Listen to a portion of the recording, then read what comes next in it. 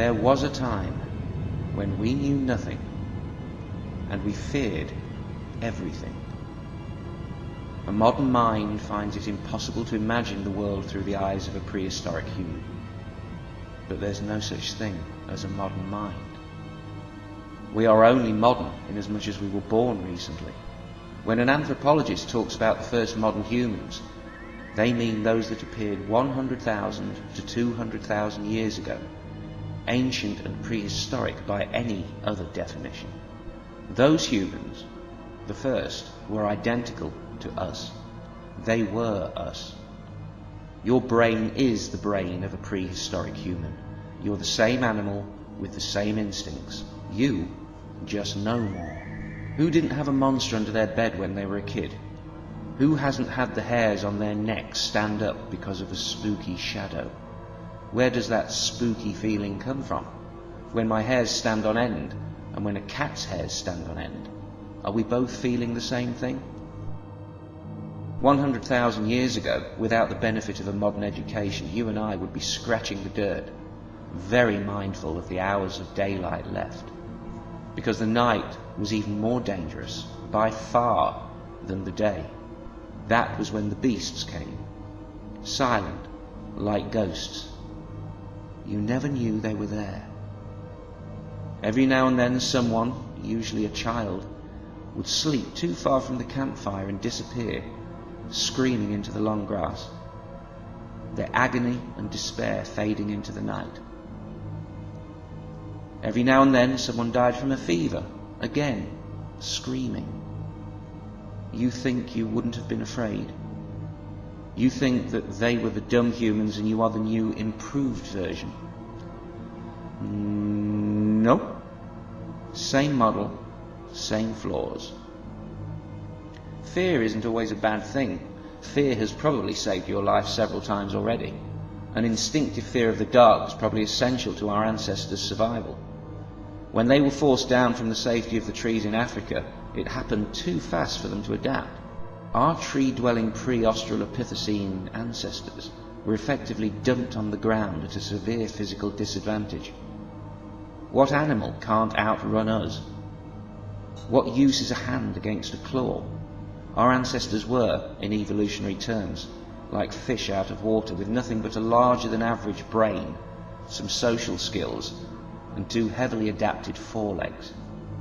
But when a small population finds itself in a new and different environment, certain pre-existing advantageous traits can become accentuated over as few as 10 generations.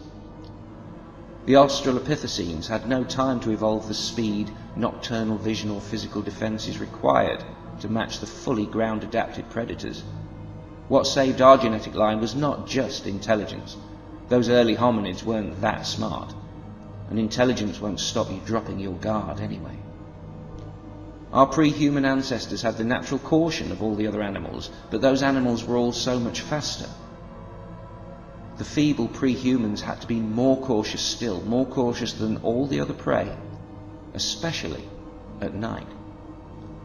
Question is, who drops their guard the least? Is it the confident, the nervous, or the paranoid? When it was every ape man or ape woman for him or herself, when we needed to see the predators in the shadows but could not, the only ones likely to survive long enough to pass on their genes were the very nervous, the ones that saw danger in every shadow, even those shadows that they knew were empty. That is the level of caution a slow, unarmed, feeble little ape needs when the trees are gone. And this, I believe, was the seed of that spooky feeling we all know so well. When you never know that the beast is there, you have to feel that it always is. In a population of the slow and feeble, only the paranoid survive to breed. And then the paranoid children of the paranoid parents breed. And in 10 generations we're all checking shadows obsessively, carrying lucky charms and staring nervously at the shadow that we can't quite reach, same as we do every night. We've evolved paranoid. We humans must be the most frightened animal on the planet, It's no surprise that less imaginative animals look around with better eyes and see what danger there really is. While, by the time we humans came along, we'd evolved to see as many dangers as we could imagine with our inferior eyes shut. It's one thing to have a monster under your bed. It's another to have parents that think that they can see it too. Everybody was afraid, and the sky was full of gods. But which of the gods needed to be appeased? How could people escape this suffocating fear? Which god would offer the best protection? Is there something after death? Which god is in charge of that? Which is the most powerful god? What do the gods want? Why are they so cruel? What did we do to deserve to be eaten alive, poisoned, starved, crushed, broken, burned, frozen, infected, suffocated, drowned, choked, impaled? Humans have always looked to the sky for the answers. Perhaps that's down to our intelligence. There must have been a sense that the motions and slowly shifting patterns in the sky all meant something. They had to mean something. But no matter what god the people prayed to, whatever rituals they observed, no matter how diligently, adults and children just kept dying like before. There was no reason to it, no end to it, no logical pattern that we could see. The cruelty of the gods was so obviously beyond human understanding. And that's how things stayed, pretty much, for 100 to 200,000 years.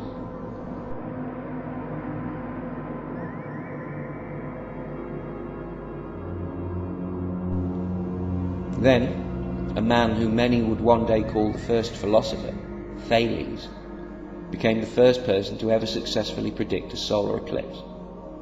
That eclipse happened, we think, on May the 28th, 585 BCE. We don't know if Thales got the time or the date or even the month right. We don't know how he did it.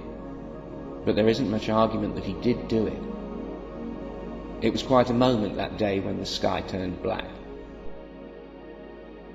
An ordinary man had predicted what no priest, oracle, prophet or mystic, or god, had ever foretold. Something changed in that moment. We didn't have to be afraid anymore. Thales showed us how. It's sadly ironic that those early humans were right. Those changing patterns in the sky did mean something, and the answer to so many fears was in the sky, though in the form of a window on understanding the universe, rather than the blessing of a god. Learning about the world, understanding it, can free us from our deepest instinctive fears. This is a miracle you can believe in. Knowledge can transform us. That which once terrified us can become a thing of the greatest beauty simply by understanding it. How it came to be, what it is not, and why it cannot harm you.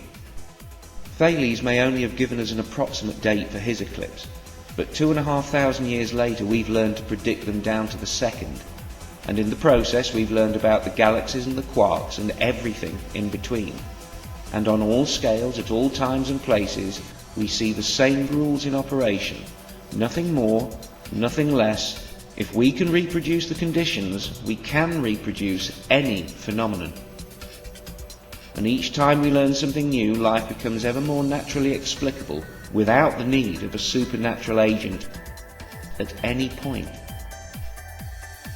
Without an all-powerful God in the way, the ugliness and the cruelty of life become, if not more forgivable, then at least understandable. This is as fair as the universe could be.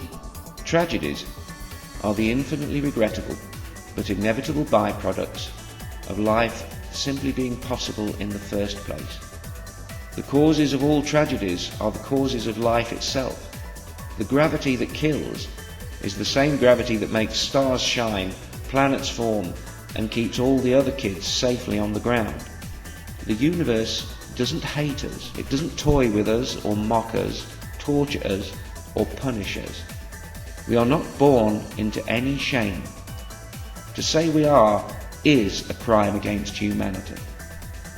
We inflict shame on ourselves to atone for our imperfections, while trying to be more perfect than we can be. That's almost noble and dumb at the same time. Earth made us like this. From a natural fear of the dark, our ancestors developed, via survival necessity, an instinctive fear of the unseen and the invisible, which our higher minds confuse as the fear of the unknown and the unknowable.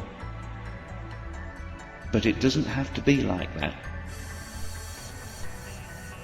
That's what Thales taught me anyway.